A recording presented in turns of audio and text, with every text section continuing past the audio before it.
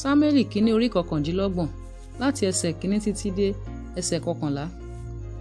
Àwọn Fílístínì sì kó gbogbo ogun wọn jọ sí Áfẹ́kì. Ísírẹ́lì sì dó ní ibi ìsun omi tí ó wà ní Jesreeli. Àwọn ìjòyè Fílístínì sì kọjá lé ọrọ̀ọ̀rún àti lé ẹgbẹgbẹ̀rún. Dáfídì àti àwọn ọmọkùnrin rẹ̀ pẹ̀lú Akiṣi sì kẹ́yìn. Àwọn ìjòyè Fílístínì sì béèrè wípé kí ni àwọn Hébérù ń ṣe níhìn-ín. Akiṣi sì wí fún àwọn ìjòyè Fílístínì pé Dáfídì kọ́ yìí, ìránṣẹ́ Sáúlù ọba Ísírẹ́lì, tí ó wà lọ́dọ̀ mi láti ọjọ́ wọ̀nyí tàbí láti ọdún wọ̀nyí.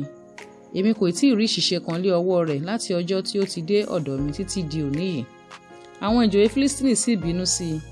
Àwọn ìjòyè Fílístínì sì wí fún un pé jẹ́ kí ọkùnrin yìí padà kí ó sì lọ sí ipò rẹ̀ tí ó fi fún un, kí ó má sì jẹ́ kí ó bá wa sọ̀kalẹ̀ lọ sí ogun, kí ó má bàa já sí ọ̀tá fún wa lé ogun. Kí ni òun ò fi bá olúwa rẹ̀ làjà orí àwọn ènìyàn wọ̀nyí kọ́?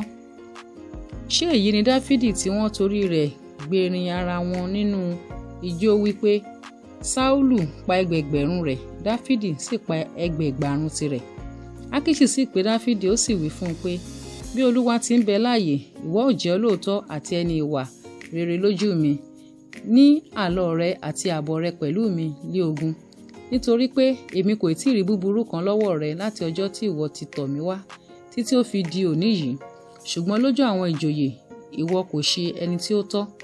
Ǹjẹ́ yí padà kí o sì máa lọ lé àlàáfíà, kí ìwọ kí ó má bàa ṣe ìbànújẹ́ fún àwọn Fílístínì. Dáfídì sì wí fún Akiṣi pé kí ni èmi ṣe? Kí ni ìwọ sì rí lọ́wọ́ ìránṣẹ́ rẹ láti ọjọ́ tí èmi ti gbé níwájú rẹ títí di òní yìí, tí èmi kì yóò fi lọ bá àwọn ọ̀tá ọba jà? Akiṣi sì dáhùn ó sì wí fún Dáfídì pé èmi mọ̀ pé ìwọ ṣe ẹni rere lójú mi bí áńgẹ́lì Ọlọ́run, ṣùgbọ́n àwọn ìjòyè Fílístínì wí pé òun kì yóò bá wa lọ sí ogun. Ǹjẹ́ nísinsìnyí dìde ní òwúrọ̀ pẹ̀lú àwọn ìránṣẹ́ olúwa rẹ tí ó bá ọ wá, kí ẹ sì dìde ní òwúrọ̀ nígbà tí ilẹ̀ bá mọ́, kí ẹ sì máa lọ. Dáfídì àti àwọn ọmọkùnrin rẹ̀ sì dìde ní òwúrọ̀ láti padà lọ sí ilẹ̀ àwọn Fílístínì.